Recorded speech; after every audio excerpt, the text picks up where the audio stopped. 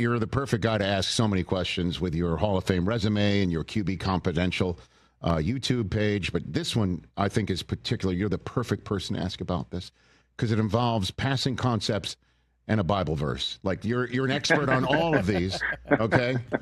A.J. Brown tweeting out a Bible verse about patience, essentially, after another minimal target game, to say the least. What are you seeing about this Eagles passing game that is a problem, and what do you think A.J. Brown should do other than just staying patient? Kurt, what do you think? Yeah, I mean, this is a tough one because we understand the formula that Philly has, and that's to run the football, and then when a team wants to take away the run, give you one-on-one on the outside, and A.J. Brown's as good as anybody in the league when he gets one-on-one situations to just go and play pitch and catch out there. And so that's what they do. And so we saw it a couple weeks ago, against the Rams. They struggled in the first half, but when they were forced to throw it, they could feed A.J. Brown on the outside, and he has a big game. And so that to me is a formula that's worked really, really well for them. In that formula, though, when teams aren't doing that and they're not extending an extra guy and they're not leaving A.J. Brown one-on-one, it becomes a lot harder for them to get him the football in those situations. And so, I think the remedy would be to move him around and do some different things with him and find ways to kind of focus on him early in games. But again, the more you move him around, the less you have him out there in those one-on-one situations when you want him. I think a lot of Cincinnati, when Joe Burrow's playing, it's almost like every time they get Jamar Chase one-on-one on the outside, those two guys just connect. They just throw it to him some way, shape, or form. It's just like nobody's better than him. We will throw it to him every time we get one-on-one. So we want to keep him out there. But then, you get Jake Browning in there and you're like, okay, we can't play the same way, so let's move him around. But then you don't get that guy on the outside when you want to take those shots. And T. Higgins is a good player, but if you watch Monday night, all their shots down the field were T. Higgins, and they weren't Jamar Chase. And so I think that's the fine balance that you have to play, is that we know where we want him and we know where he's best, but we would love to use him more. So how do we balance this out with moving him around, making him the focal point of a passing game, throwing it a little more early to get him some touches, instead of just going, hey, we're going to leave you out there, and if the defense dictates it, we'll throw it to you. But if they don't, we're not going to throw it to you, and you're going to just have to deal with it. And so that to me is the wrestling match, I think, with a lot of teams, but with the Eagles right now. And again, they're 4-0. So the formula continues to work, even though it doesn't look pretty. And that will be, I think, the wrestling match all year long with what do we want to do? How do we want to do it? AJ's really happy one week, and then he's not happy, and he's sending scriptures the next week. And so I just feel like that's going to be what they do, just because that's been the formula that's worked for him. So it's the first 15 scriptured? Is that what you're saying right now for him? Has he got 14 more? He's got 14 more to go, or is the passing game going to get better, Kurt? You know what I mean? The question is, those first 15 scriptures, are they talking about patience, or are they talking about aggressiveness and feeding him? I don't know which one it is. So we'll have to see each week. Okay, very good. Kurt Warner here on the Rich Eisen Show, and then you alluded to the Ravens earlier, Kurt. Looks like we're going to see Cooper Rush for at least the next 2 weeks. They've got to bye 3 weeks from now. Joe Flacco is out, and Dylan Gabriel is going to be a raw rookie starting in an international setting. Joe Burrow's out until at least December. And Aaron Rodgers chilling on a bye week at 3-1. So the Steelers appear to be set up right now. What about what you're seeing, what we saw from them on NFL Network in Dublin moving forward? Kurt, what do you think? Yeah, I mean, we talked about it on game day, and I didn't think the Steelers were a contender based on what I had seen the first few weeks of the season. Boy, they looked really good, in this game in London. And, it starts with their defense, defense being able to slow down the run, but get turnovers and do the things that they have been doing on the back end that just feeds into their offense. I still feel like their offense has a way to go, that they got the big play to DK, that 80-yard touchdown. But that was actually on a busted coverage by Minnesota. And again, no fault of the Steelers. You take advantage of mistakes that defenses make, of course. But outside of that, it was still a lot of the short dink and dunk type stuff. Now, can they live in that world if their defense is taking the football away and doing the things that they do? Well, yeah, they can. But I still believe that this offense is going to have to take a big jump in either being able to run the football better or developing more of a passing game to really be a threat in the AFC. But right now, I don't want to say by default because they've earned their wins, but they're sitting in a great spot right now, looking down at teams that are having quarterback issues. And then, of course, the Ravens, who are reeling a little bit and haven't kind of found their footing and figured it out. And as you said, possibly without their quarterback for a couple of weeks. So they've got to be feeling pretty good right now. But if I was the Steelers, I wouldn't be sitting back and saying, oh, okay, after the London game, we've got this figured out. They've still got room to grow on offense for sure. Hey, you made it all the way to the end. Thanks for that. Check us out every single day streaming live on Disney Plus and the ESPN app 12 to 3 Eastern. Steelers Nation, gather in because what we just watched in Dublin wasn't a postcard from an overseas novelty. It was a statement from a team that's starting to realize exactly who it is and where it can go. For weeks, the national chatter framed Pittsburgh as a middling mystery, a ferocious defense without rhythm on offense, a veteran quarterback still calibrating timing with a new cast, a roster dealing with injuries that could have rattled lesser locker rooms. And then the lights hit Croke Park. The whistles blew, and the Steelers put 24-21 on the Minnesota Vikings and 3-1 on the season, in the NFL's first regular season game ever in Ireland. An event that pulled in 7.9 million viewers and ranked as NFL Network's second most watched international broadcast on record. That's not background color. That's proof that the league and a whole lot of the world was watching Pittsburgh reframe its season in real time. Let's start with the moment that unlocked this new phase. The defense reasserting its identity when it mattered, creating short fields, creating doubt in an opponent's mind, and creating the belief that fuels everything else. You saw it. Pressure packages compressing the pocket, strip attempts finishing through the whistle, and opportunistic ball skills on the back end. The stat sheet reflected it. Sacks, takeaways, sudden change stops, and the vibe reflected it even more. TJ Watt even gave the Irish crowd an unforgettable souvenir moment, punting a post-interception ball into the Hogan stand when the adrenaline and the moment collided, a viral spark from a unit that knows how to spark entire games.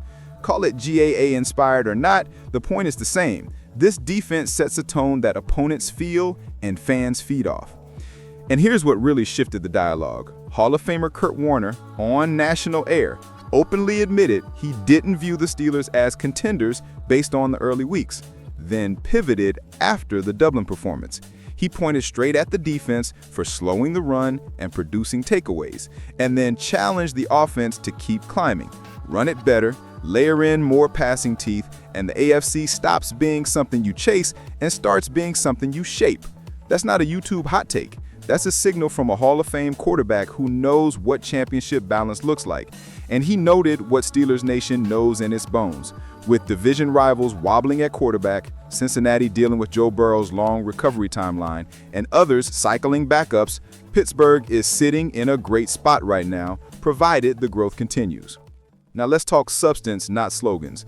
Dublin wasn't won by a mirage. It was won by complementary football that kept stacking snaps. Kenneth Gainwell answered a direct challenge with a hammer's day. Physical yardage early, tempo-setting conversions in the middle, and closing juice late, while the offensive line leaned into a road grader mindset. Multiple outlets broke down the production, near the century mark on the ground, 2 touchdowns, and exactly the kind of inside-out identity that Arthur Smith wants this room to feel in its cleats. Add an 80-yard strike to DK Metcalf, the kind of one-shot haymaker that shifts coverage and demoralizes a sideline. And you get the blueprint Mike Tomlin's teams have written for nearly 2 decades. Win the trench rhythm, then land a splash. About Tomlin. What he did after the win matters as much as what happened during it. He promised the guys a sweet bye if they handled business, then made good in a way we almost never see in his era. No formal open practices during the Week 5 break, extra recovery baked in, meetings early in the week, and then real time to reset bodies and minds. This is a top 2 oldest roster by average age. Managing veteran mileage isn't softness, it's strategy. Pittsburgh earned the air, and when they reconvene, it's sprinting into the AFC North slate with a team that feels valued, rested, and heard. That's culture, not cliche. Of course, this isn't a fairy tale. It's football. Calvin Austin III's shoulder scare took the joy out of a few breaths in Croke Park and reminded us how thin the margin is at receiver behind Metcalf. The good news, the player told fans he was all good after evaluation, and the timing of the bye creates a cushion that could be the difference between weeks and days. The bad news, even a short absence stresses rotations.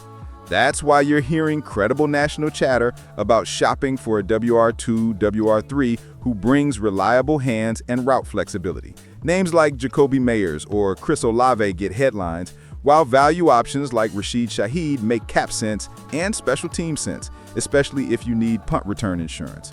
The broader point isn't a fantasy trade machine, it's that the front office has already been active on that market and the league knows it. Don't be surprised if Pittsburgh fortifies the room before the deadline to help Rodgers hit his spots on time. Speaking of Rodgers, let's be real about what he just did and what he still has to do. In Ireland, he didn't have to throw it 40 times to be the difference. He had to be precise, calm, and opportunistic, and he was. When the pocket slid, he found leveraged matchups. When coverage busted, he punished it. And when the game demanded ball control, he bought into the plan. That's the through line Warner flagged. You can win a lot of Sundays with a veteran point guard quarterback, a tough run game, and a defense that tilts turnover margin. But to win in January, the offense has to climb one more rung. That means converting more of those dink and dunk possessions into 10 and 12 play drives that end in 7s, not 3s. It means the shot game can't rely on opponent error. It has to be constructed, schemed, and stolen on your terms. That's what the buy is for: self-scout, sequencing, red zone redrawing. Now the big chessboard, the AFC North.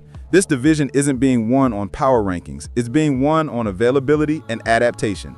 Cincinnati's outlook without Burrow for months changes every team's calculus. Game plan stress and morale stress are real when your field general is in the boot and the backup is pressing. Baltimore, so often the steady metronome, is managing its own health questions and execution inconsistencies. Cleveland remains dangerous defensively, but the offense is searching in live action. Across that landscape, Pittsburgh enters the bye at 3-1. Not perfect, but purposeful, and looking down at rivals dealing with quarterback volatility, while the Steelers have a plan, an identity, and a path to get better on offense.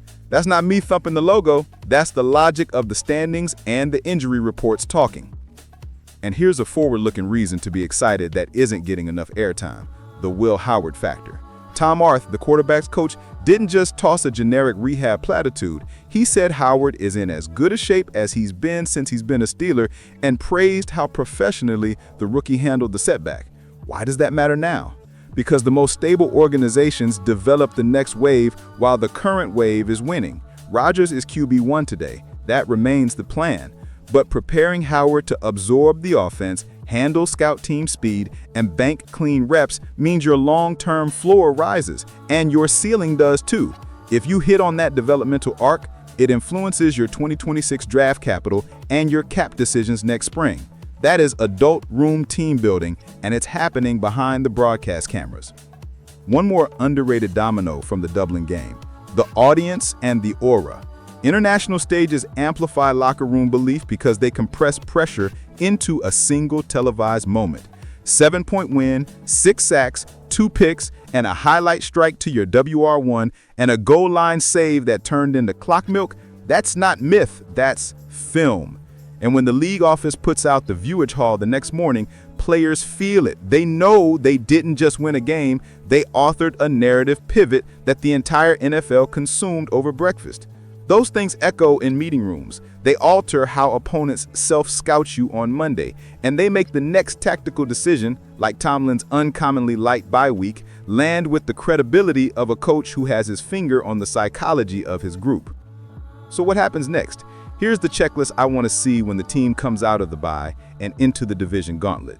Early down intent on the ground to set manageable 2nd and 5s, not 2nd and 9s. That's where Gainwell's vision and patience, paired with some formational window dressing, orbit motion, nub tight end looks, split flow, can keep boxes honest. Dublin proved the line can generate that rhythm, now bottle it. A curated shot menu that isn't dependent on defensive busts. You've got the quarterback who manipulates safeties with his eyes, and you've got a true alpha in Metcalf. Use layered crossers to stress match principles, tag glance routes off your RPO world, and steal a couple of two-man shots off condensed splits where DK can win leverage. That's not, oh, look at their coverage, we'll go over the top. It's, we're throwing this specific route against their safety because we know how to attack it. Third down answers. For when defenses heat up Rodgers, that means a handful of quick game beaters with built-in hot rules and a dedicated plan to attach the tight ends as route threats, not just pass pro band-aids. Pat Freiermuth and Jonnu Smith can be chain movers. Treat them like that. Red zone identity. The difference between a scrappy 10-win team and a January scare factor is red zone touchdown rate. Use the gravity of DK to isolate backside slants for Austin when he's back, or package shovel slide elements for tight ends against man match at the goal line. You don't need 10 new plays, you need 5 you believe in. Personnel insurance at WR. Whether it's elevation and rotation, Isaiah Hodgins-style reliability, a cost-effective trade, think Shaheed's return value and field stretch speed, or a bigger swing if the market breaks, make sure Rodgers isn't rolling into December one injury away from two-man passing concepts. The rumors are already swirling for a reason. Steelers Nation, if you felt something shift in Dublin, you're not imagining it. The tape agrees, the standings agree, the schedule agrees, the league-wide context agrees, and this is the part I love, the head coach's choices agree. Reward earned, legs fresh, minds clear, self-scout honest, and then right back to work. The next few weeks are where the program proves Warner right twice. First, that Pittsburgh looked really good because the defense is taking the ball away,